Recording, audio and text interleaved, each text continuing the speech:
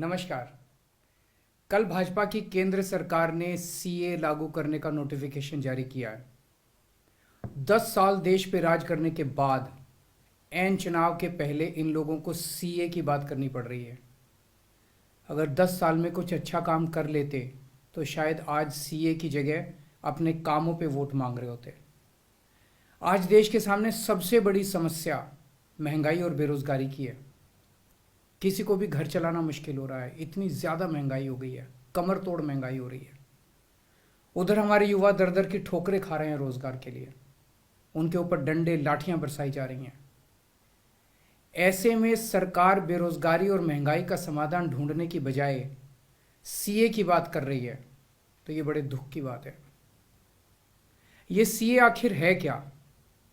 BJP की केंद्र सरकार का कहना है कि 3 देश, बांग्लादेश, पाकिस्तान और अफगानिस्तान, इन 3 देशों के अल्पसंख्यक जो हैं वो अगर भारत की नागरिकता लेना चाहें तो उन्हें भारत की नागरिकता दे दी जाएगी। इसका मतलब बड़ी संख्या में यहाँ से अल्पसंख्यकों को हमारे देश में लाया जाएगा, उनको रोजगार दिए जाएंगे, उनके लिए घर बनाए जाएंगे, उनको यहाँ बसाया जाएगा। अजीब बात है ना। बीजेपी की केंद्र सरकार से हमारे बच्चों को रोजगार दिए नहीं जा रहे, पाकिस्तान से लोगों को लाके उनके बच्चों को रोजगार देना चाहते हैं। हमारे लोगों के पास तो घर नहीं है, भारत के तो ढेरों लोग बेघर हैं, लेकिन बीजेपी वाले पाकिस्तान से लोगों को लाके उन्हें भारत में बसाना चाहते हैं, उनको घर देना चाहते हैं। हमारे रोजगार उनके बच्चों को देना चाहते हैं, हमारे हक के घर उनमें पाकिस्तानियों को बसाना चाहते हैं। भारत सरकार का जो सरकारी पैसा हमारे परिवार और देश के विकास पे खर्च होना चाहिए, वो पैसा पाकिस्तानियों को भारत में बसाने पे खर्च किया जाएगा। इन 3 देशों में लगभग 2.5 से 3 करोड़ अल्पसंख्यक हैं। ये तीनों बहुत गरीब देश हैं। जैसे ही भारत के दरवाजे खुलेंगे, इन 3 देशों से भारी भीड़ हमारे भारत में आ जाएगी। अगर इन 2.5-3 करोड़ में से 1.5 करोड़ लोग भी भारत आ गए तो कौन देगा इनको रोजगार? कहां बसाओगे इनको? बीजेपी वाले अपने घर में बसाएंगे क्या इनको? इनके अपने घर में रखेंगे क्या इनको? बीजेपी वाले देंगे क्या इनको रोजगार? कौन देगा इनको रोजगार? तो प्रश्न उठता है कि बीजेपी ऐसा क्यों कर रही है। कई लोगों से मैंने बात की, कुछ लोगों का कहना है कि ये पूरा का पूरा खेल वोट बैंक बनाने की गंदी राजनीति है। इन तीनों देशों से 1.5-2 करोड़ लोगों को अगर भारत ले आया गया और उनको चुन चुन के इस तरह से देश के अलग अलग भागों में बसाया गया, जिससे जहां जहां बीजेपी के वोट कम हैं वहां झुग्गियां डाल के अगर इन लोगों को वहां बसाया गया तो वहां बीजेपी का एक पक्का वोट बैंक तैयार हो जाएगा, बीजेपी के वोट बढ़ जाएंगे। और आने वाले इस चुनाव में तो नहीं, आने वाले भविष्य के चुनाव में बीजेपी को इससे बहुत बड़ा चुनावी फायदा मिल सकता है, ऐसा कुछ लोगों का कहना है। मुझे नहीं पता ये सच है कि गलत, लेकिन सबसे बड़ा प्रश्न है कि बीजेपी ये क्यों कर रही है।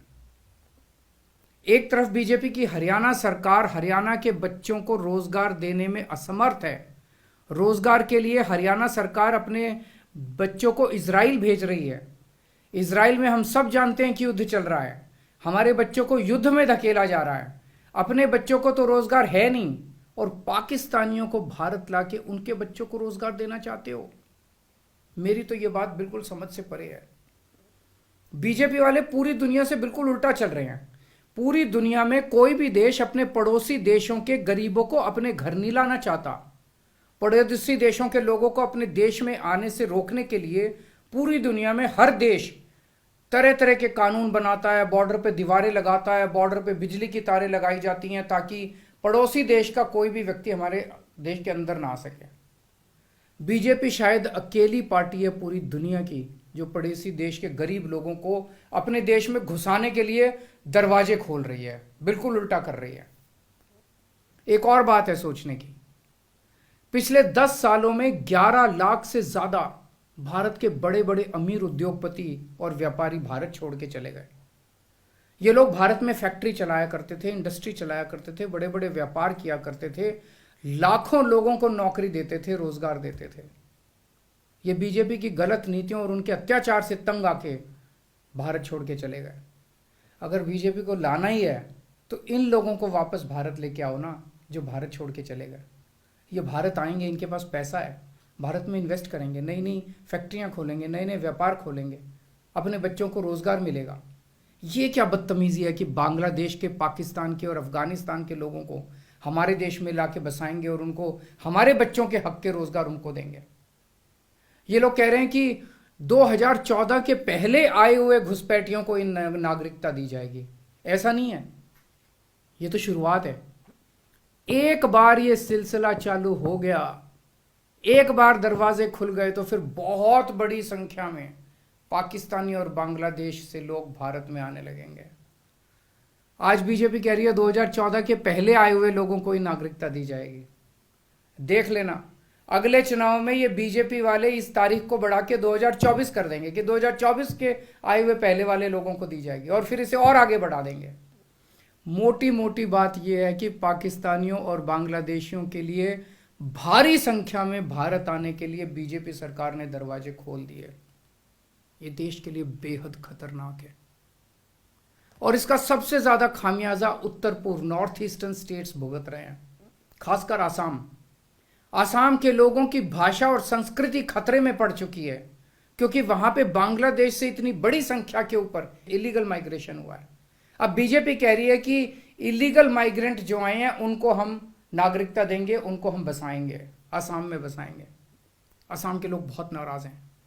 एक तरह से देखा जाए तो हेमंत बिश्व शर्मा जो बीजेपी के मुख्यमंत्री हैं, उन्होंने धोखा दिया अपने लोगों को। अपने असम के लोगों की खातिर उन्हें सीए का विरोध करना चाहिए था। उन्हें कहना चाहिए था कि असम के लोगों की संस्कृति और भाषा दोनों खतरे में है, ये बिल्कुल बर्दाश्त नहीं किया जाएगा। तो दोस्तों, पूरे देश की मांग है कि सीए को वापस लिया जाए। हम किसी हालत में अपने बच्चों की नौकरियां, अपने बच्चों के रोजगार दूसरे देश के लोगों को किसी हालत में नहीं देंगे। और अगर बीजेपी नहीं मानती तो इसको वापस नहीं लेती, तो इस चुनाव के अंदर बीजेपी के खिलाफ वोट करके आप अपना गुस्सा जाहिर कीजिए। नमस्कार।